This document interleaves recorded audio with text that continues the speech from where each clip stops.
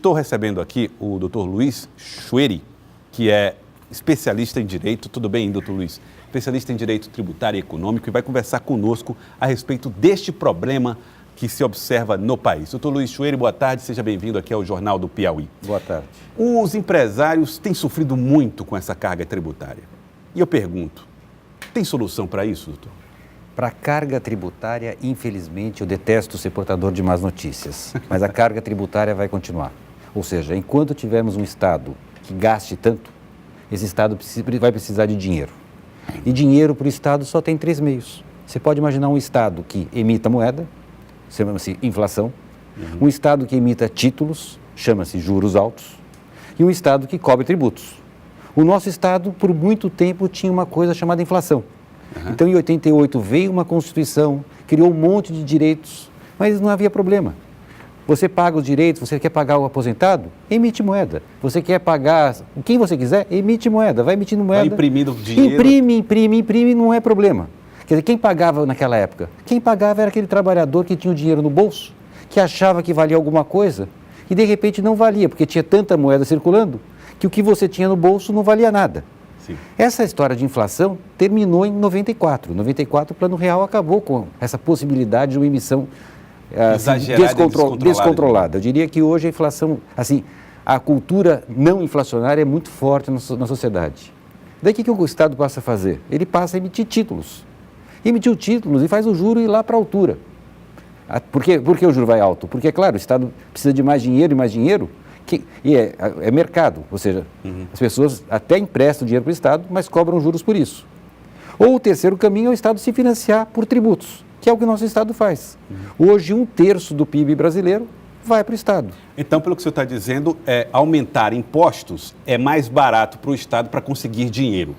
Não, mais barato não. Eu digo, é o único caminho que o Estado tem. Quer dizer, títulos seriam os títulos implicariam juros altíssimos, ou seja, destruiria a economia de uma vez. Já tivemos essa experiência com juros indo para as alturas.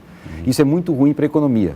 Os impostos, pelo menos, você assume o custo que você tem. O que é juro, na verdade? Na verdade, quando você emite título, é dizer, eu gasto hoje e meus filhos pagam amanhã. É Sim. Aquele Estado irresponsável. Não há problema em você, do ponto de vista de finanças públicas, em você emitir títulos para o investimento. Então, vamos dizer, eu quero fazer uma nova ponte. Uma ponte que vai aproveitar as próximas gerações, pelos próximos 60 anos, para todo mundo vai usar. As nossas riquezas. Então faz sentido, eu tomo um empréstimo hoje e as gerações futuras vão pagar o empréstimo, porque as gerações futuras vão usar a ponte. Vão colher os frutos dessa ponte. Não há problema. Agora, o que é ruim na economia é quando eu tomo empréstimo para pagar salários atuais, para pagar despesas atuais, para pagar salários, assistência social, o mais meritório que seja. O fato é que eu estou comprometendo a geração dos meus filhos por uma irresponsabilidade minha. Então, nesse ponto, cabe à sociedade dizer, se eu estou gastando, eu preciso assumir o gasto. O senhor está dizendo que essa história dos títulos causam prejuízo ao Estado, mas tem muita gente que vive, inclusive, e ganha dinheiro comprando títulos. São as pessoas os que têm dinheiro, claro, se beneficiam disso porque eles emprestam para o Estado e cobram juros. Ou seja, por que eu vou pegar o meu dinheiro e dar para o Estado de graça? O Estado tem que parar com isso, então. É muito ruim para o Estado fazer. Eu insisto, não há problema em o Estado emitir títulos para investimentos. A doença da nossa economia é eu emitir títulos para pagar despesas atuais. É como o gasto do cartão de crédito. É como eu usar o cartão de crédito para pagar o supermercado. Eu vou entrar numa espiral, eu vou sempre dever mais e mais e mais. Todo mês eu preciso gastar de novo. Agora, doutor, quando o senhor fala assim, aumentar imposto é a única saída e, portanto... Não, eu não disse aumentar, eu disse o ideal é reduzir gastos, justamente, isso é bem claro. A única saída que nós temos é rediscutir o nosso Estado. É dizer, esse Estado é um esbanjador, ele gasta mal. Nós temos ou seja, se queremos diminuir a carga tributária, nós precisamos assumir que o Estado não pode gastar tanto. Ou seja, a pergunta inicial é que Estado eu quero? Eu quero um Estado que gasta muito? Ótimo, eu vou pagar a conta disso. Eu quero um Estado que gasta menos? Que bom, eu pago menos. Veja, aí não existe uma solução correta. Certo. Existem estados, vamos pegar o Chile. O Chile é um estado que fez a seguinte opção. Eu vou gastar pouco e vou cobrar pouco tributo. No Chile a carga tributária é muito baixa. Em compensação, até plano de saúde, ou seja, o que seria o nosso SUS, eles não têm. Ou seja, você paga pouco imposto, mas você vai pagar a sua saúde particular, sua previdência particular. Agora, no caso do... Outro modelo é o Estado europeu, Suécia, etc. Você paga uma carga tributária brutal. Em compensação, o Estado sueco lhe dá tudo. Então, você sabe que você paga muito, mas você recebe tudo, você não tem outros gastos. É um outro pacto social. O que é triste é aquele meio do caminho, aquele limbo, em que eu tenho uma carga tributária sueca e eu tenho um Estado que não me entrega o que o Estado sueco me entrega. Esse é o caso do Brasil. Que é, infelizmente, o caso brasileiro. Bom, o senhor disse que é preciso rever o tamanho desse Estado. Nós temos um Estado que ele é deficitário, ele é grande demais. É um Estado que, dizem alguns, é em 3 andares, porque você tem que sustentar Estado, município e União, e nenhum resolve o seu problema. É preciso rever esse pacto entre federações? Esse é um outro ponto importante. Nós temos que ter a coragem de discutir a nossa federação. Ou seja, o que aconteceu pós-88 é que muitos municípios foram criados. Do ponto de vista político, para o político é muito fácil falar em autonomia, etc., criam-se municípios. Nós temos hoje 5.500 municípios. Em 88 eram menos de 3.000. Quer dizer, praticamente para cada município você ganha um novo município. Por que houve essa multiplicação? Porque assim cada município recebe um pouco da verba do governo federal. Sim. Existe uma grande distribuição de verbas. Então se tem muitos municípios nesse país que não têm condições de andar por pernas próprias. Ou seja, que eles vivem das transferências, as obrigatórias e as chamadas transferências voluntárias. Transferência voluntária é o favor do governo federal ao estadual, municipal, certo, que acaba gerando, é claro, uma dependência política. Então você acaba criando, por conta desse mecanismo perverso, uma sociedade anestesiada, porque de tal modo depende de um governo federal que não pode dizer isso está errado. Você não tem como apontar o dedo e dizer eu não aceito isso, afinal de contas eu dependo. São reféns disso. São reféns disso. Ou seja, nós precisamos repensar a nossa federação, ter coragem de dizer que alguns municípios não deveriam ser municípios, deveriam ser distritos de outros, deveriam fundir. Veja, e estados a mesma coisa, é claro. Municípios e estados deveriam ter coragem de fundir para se tornar grande. O senhor prevê esse movimento de fusão de municípios, por exemplo? Veja, eu acho muito difícil. É uma questão política. Infelizmente, eu não prevejo isso a curto prazo. Eu acho que nós vamos ter que conviver com a federação que nós herdamos. Nós somos herdeiros desse modelo de 88. É muito difícil. Um estado que conseguiu fazer isto foi a Alemanha. Mas a Alemanha do pós-guerra era um estado completamente destruído.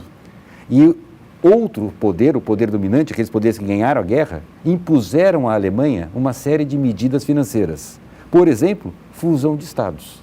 Então, você tinha estados mais pobres, chegaram as potências vencedoras, disseram, olha, vamos juntar esse estado com esse outro, fazer um só, porque ele vai ser mais forte e autossustentável. Mas uma influência externa. Ou fazia isso ou não conseguia se recuperar. Exatamente.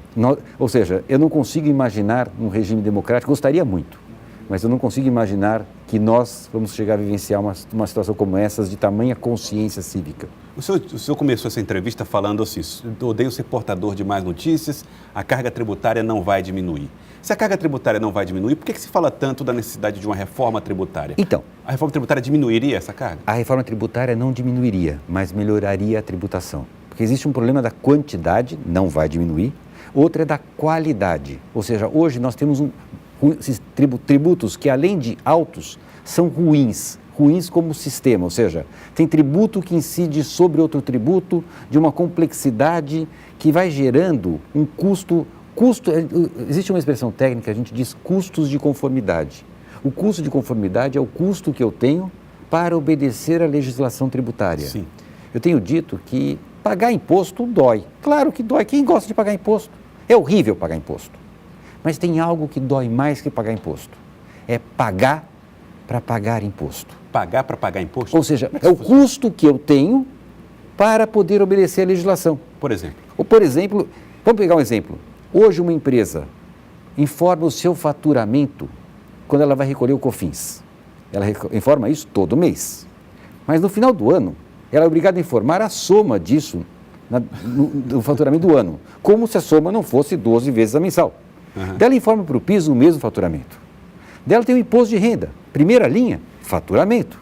E você vai somando uma série de tributos e sempre a mesma informação que já foi dada ao mesmo fisco. Não tem ninguém lá que faça essa soma para a gente. Não tem ninguém que simplesmente some aquilo. O que está acontecendo hoje é que, além do tributo, que já é alto, veja, eu pago tributos. O mínimo que eu queria é que, por conta disso, a administração andasse por conta própria. O que a administração tributária faz? Porque não tem ninguém que faça a soma, ela manda eu fazer a soma.